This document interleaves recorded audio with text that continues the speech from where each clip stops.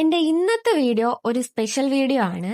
ഞാൻ എൻ്റെ ചാനൽ തുടങ്ങിയിട്ട് ആദ്യമായിട്ടാണ് ഒരാൾ പുറത്തുനിന്ന് എനിക്ക് കമന്റ് ഇടുന്നത്. ഇതുവരെയും എൻ്റെ ഫ്രണ്ട്സും ഫാമിലീസും ഒക്കെയാണ് എൻ്റെ ചാനലിൽ കമന്റ് ഇട്ടുകൊണ്ടിരുന്നത്.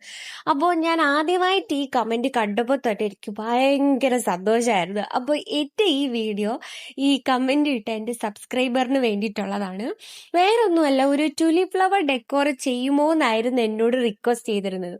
അപ്പോൾ ഈ വീഡിയോ എൻ്റെ സബ്സ്ക്രൈബറിന് ഞാൻ ഡെഡിക്കേറ്റ് ചെയ്യുന്നു.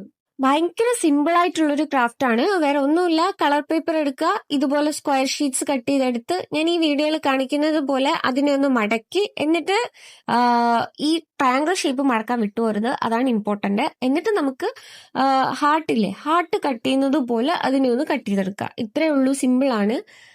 അപ്പൊ നമുക്ക് ഒരു സ്ക്വയറിൽ നിന്ന് ഓൾമോസ്റ്റ് ഒരു 4 പീസസ് നമുക്ക് ഹാർട്ട് കിട്ടും. എന്നിട്ട് അതിൽ നിന്ന് ഒരു പീസ് എടുത്ത് മറ്റേ 2 പീസസ് നമ്മൾ ഫോൾഡ് ചെയ്ത് തന്നെ വെക്കണം. അതിനെ ഓപ്പൺ ആക്കണ്ട. എന്നിട്ട് അപ്പുറം ഇപ്പുറം ഒന്ന് ജസ്റ്റ് സ്റ്റിക്ക് ചെയ്ത് കൊടുത്താൽ മതി. നമ്മുടെ ഫ്ലവർ റെഡിയായി. പക്ഷെ നമുക്ക് ഇത് മാത്രം പോരാ, നമുക്കിനി എന്ത് വേണം? സ്റ്റെമ്മ് കൂടെ വേണം.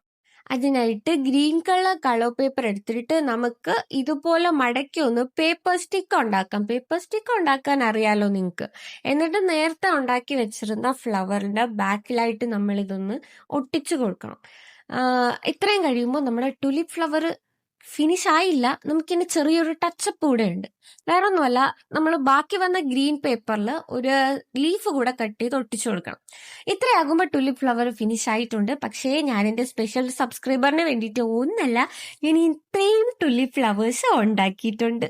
ഹാപ്പി ആയില്ലേ? ഇനി നമുക്ക് ഓരോ ഫ്ലവറായിട്ട് എടുത്തെടുത്തത് ഇതിനകത്ത് ഇങ്ങനെ അറേഞ്ച് ചെയ്ത് വയ്ക്കാം. അപ്പോൾ എല്ലാം കഴിഞ്ഞ് ഇതിന്റെ ഫൈനൽ ലുക്ക് ഇങ്ങനെയാണ് വരുന്നത്. അപ്പോൾ വീഡിയോ ഇഷ്ടപ്പെട്ടാൽ എല്ലാവരും സബ്സ്ക്രൈബ് ചെയ്യണം. Okay, by.